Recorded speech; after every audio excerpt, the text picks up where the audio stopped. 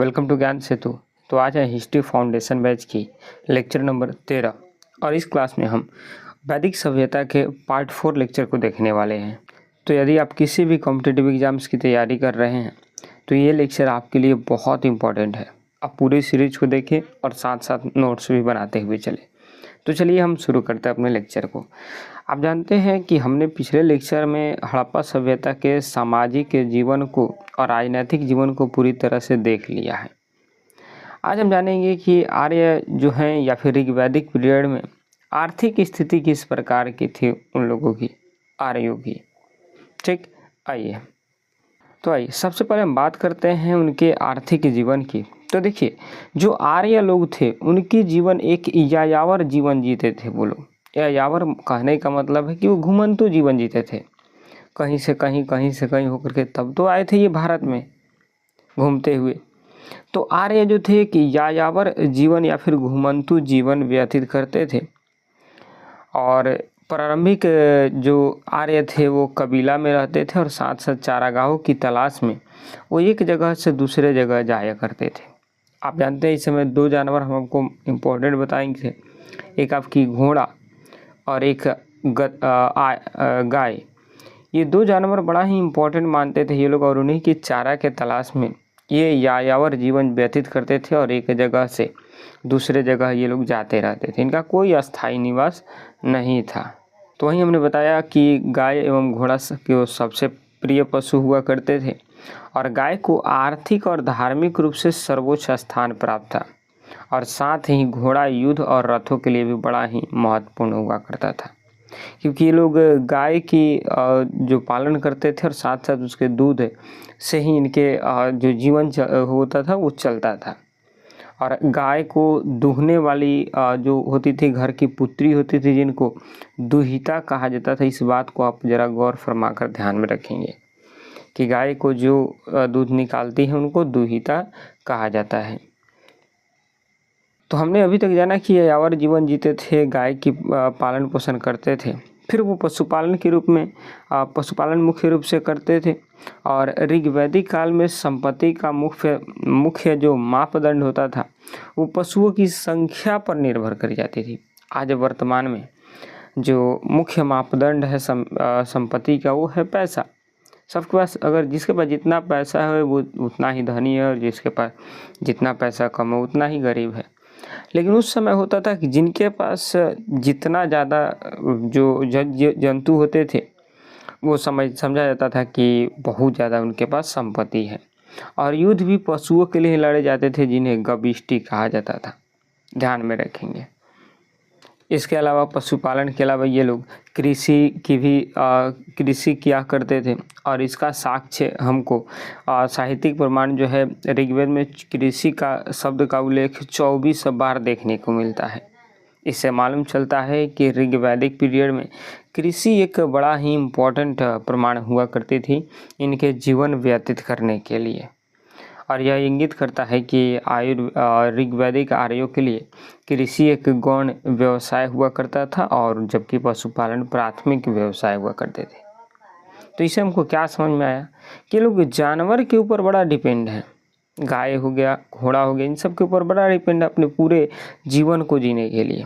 तो इसलिए इनका आर्थिक जो पूरा जीवन है वो इन पशुओं के ऊपर ही टिका हुआ है। अब हम बात करते हैं इसके विनिमय की एवं मुद्रा प्रणाली की कि किस प्रकार से ये लोग अपना जो खरीद बिक्री है वो करते थे। तो देखिए, इस समय मुद्रा का अभाव था, अर्थात ऋग्वैदिक काल में कोई भी मुद्रा नहीं थी। अब मुद्रा नहीं थी, सिक्कों का प्रचलन नहीं हुआ था, तो फिर ये लोग किस प्रणाली के तहत खरीद बिक्री करते थे? तो वो आती है बार्टर सिस्टम। आपने पढ़ा होगा बार्टर सिस्टम के बारे में कि इसमें व्यापार वस्तु के माध्यम से करी जाती है। वस्तु को दे करके और दूसरी वस्तु खरीदी जाती है, तो उसी को वस्तु विनिमय प्रणाली कहते हैं। अर्थात इस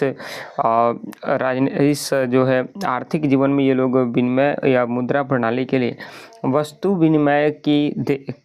विनिमय का यूज करते थे ये लोग। और इनके जो व्यापार होते थे उनमें एक निष्क नामक सोने के जवाहरात का ये लोग प्रयोग करते थे और इसी को लोग एक दूसरे से लेन देन करके और अपना व्यापार का पूरा साधन किया करते थे। ठीक, तो हम क्या भी इस पूरे आर्थिक स्थिति में देखें कि आर्य लोगों का जीवन एक घुमंतु जीवन होता था। ठीक, तो इन लोगों का जीवन एक घुमंतु जीवन होता था और साथ साथ ये एक गौ प्रधान भी हुआ करते थे। गौ इनके लिए सबसे प्रधान जानवर हुआ करता था और ये वस्तु विनिमय प्रणाली का यूज करके अपने जीवन को चलाते थे और साथ साथ एक निष्क स्वर्ण नामक एक जो आभूषण था या फिर एक सोने का जो सामान था उसी के तहत ही अपना व्यापार करते थे।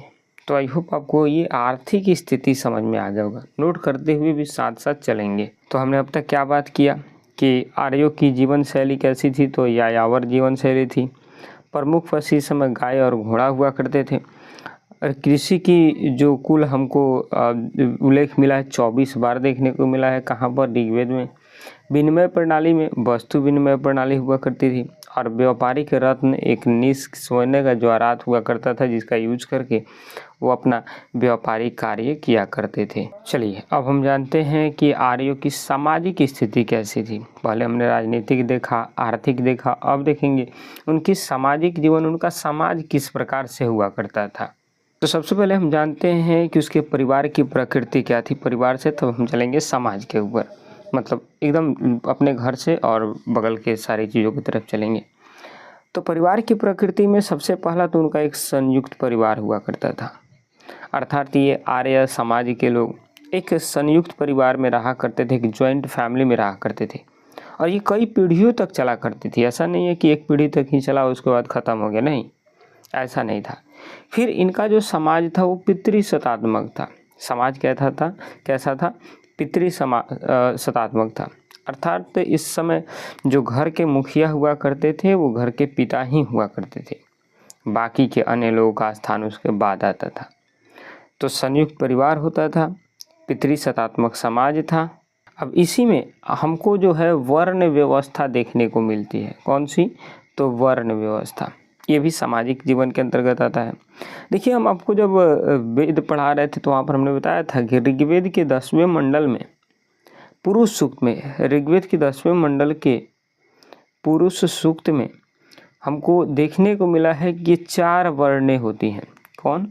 4 वर्णें। और इसमें कहा गया है कि परमपिता ब्रह्मा के मुख से ब्राह्मण, भुजा से क्षत्रिय, जांघ से वैश्य और पैर से शूद्र जाति की उत्पत्ति हुई है। दैट मीन्स कि इस आर्य समाज में भी 4 वर्ण हुआ करते थे। तो ये पूरा समाज 4 वर्णों में विभाजित था और ऋग्वेद के पुरुष सूक्त में हमको 10 मंडल या फिर 4 वर्णों का उल्लेख देखने को मिलता है। और ये जो है हालांकि बाद में जोड़ा गया था, लेकिन फिर भी ये बताती है कि 4 वर्ण इसमें भी हुआ करते थे। तो हम जानते हैं कि उनका समाज किस प्रकार से था। तो समाज की मुख्य विशेषताएं क्या थी? तो इस समय के जो समाज थे वो कर्म आधारित व्यवस्था पर चलता था। मतलब यदि कोई व्यक्ति अगर कोई एक पर्टिकुलर कार्य को कर रहा है, जैसे मान लीजिए वो कुम्हार है, कौन सा? कुम्हार, जो चाक बनाते हैं, तो उनका जो पुत्र होगा वो भी कुम्हार ही होगा। वो भी कौन होगा? तो कुम्हार ही होगा। तो ये कर्म आधारित व्यवस्था पर इनका बड़ा मतलब मतभेद हुआ करता, मतभेद तो नहीं, मतलब इनका जो ज़्यादातर रुचि थी वो कर्म आधारित व्यवस्था पर हुआ करती थी। कोई जो है कोई जो है उसकी योग्यता के आधार पर नहीं होता था, बल्कि कार्य के आधार पर होता था। इसके बाद जाति प्रथा का इसमें अभाव देखने को मिला है, क्योंकि यहाँ पर जो है जाति प्रथा के बारे में कोई उल्लेख आर्य समाज से नहीं मिला है। मिला है क्या चीज़? तो वहीं 4 वर्ण व्यवस्था मिला है, लेकिन ये जाति व्यवस्था का थोड़ा बहुत अभाव हमको देखने को मिला है इसमें से। अब हम बात करते हैं किसी सामाजिक जीवन में इनकी महिलाओं की क्या स्थिति थी, किस तरह से ये महिलाएं हुआ करते थे। तो सुनिए, तो समाज में जो महिलाएं हुआ करती थी वो बहुत ही अच्छी हुआ करती थी इस समय, और सबसे ज़्यादा तो पुत्री की बड़ी सम्मान करी जाती थी। पुत्री को गाय के समान माना जाता था। ध्यान में रखेंगे, पुत्री को किसके समान? तो गाय के समान माना जाता था।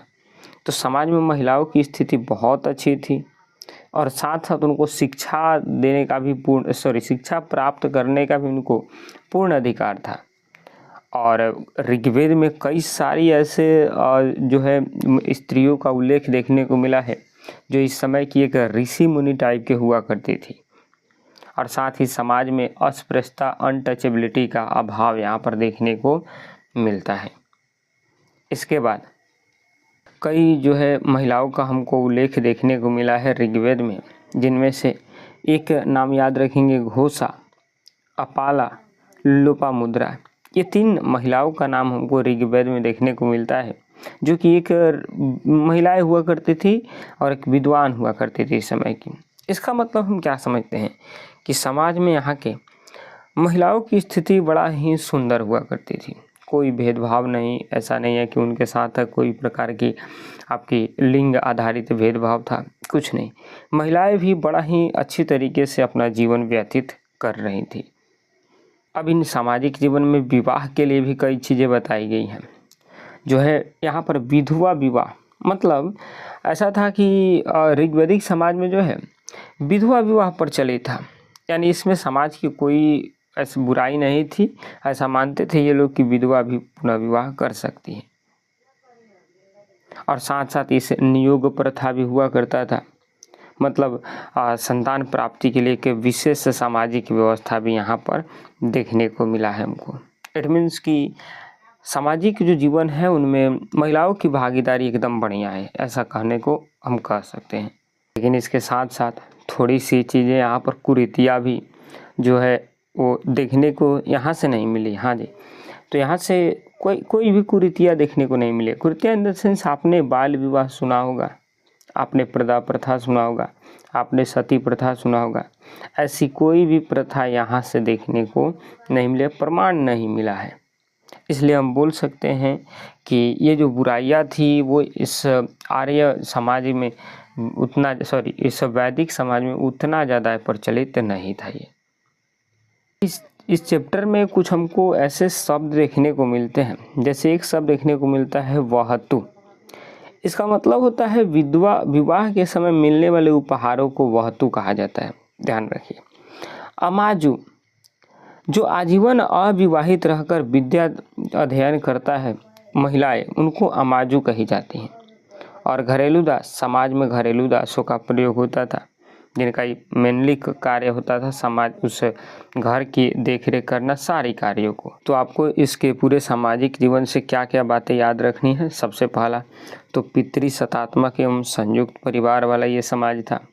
वर्ण व्यवस्था कर्म आधारित पर थी, और साथ ही स्त्रियों को शिक्षा और अन्य अधिकार प्राप्त थे।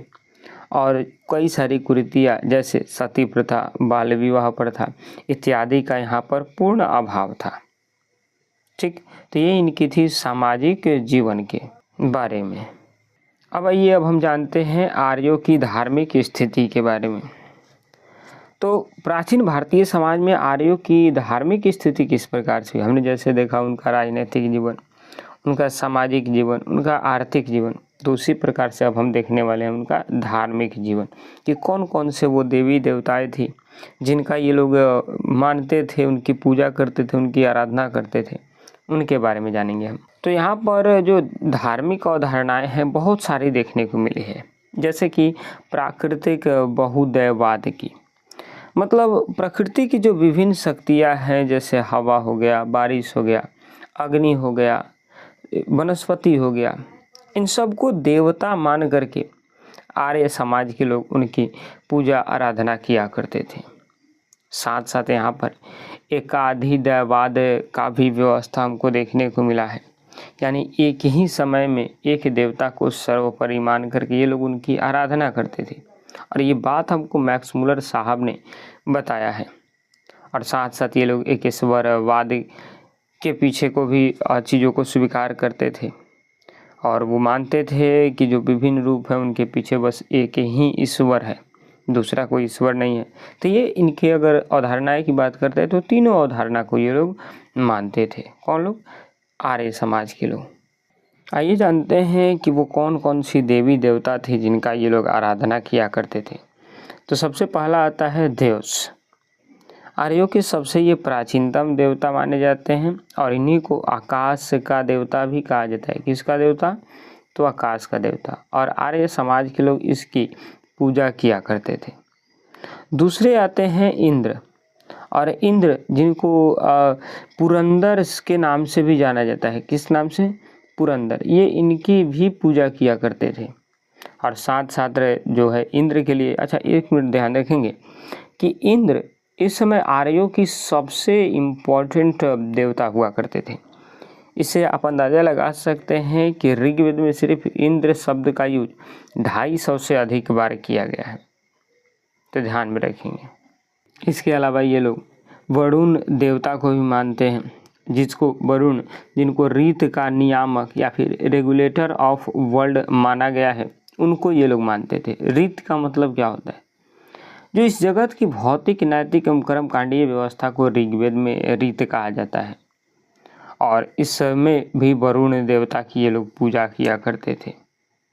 ठीक, तो वरुण देवता इनके लिए थी। इसके अलावा आप याद रखेंगे एक सोम देवता का भी ये लोग उल्लेख किया करते थे।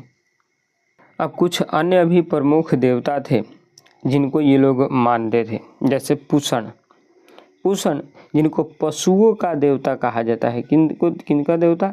तो पशुओं का देवता, उनकी ये लोग पूजा किया करते थे।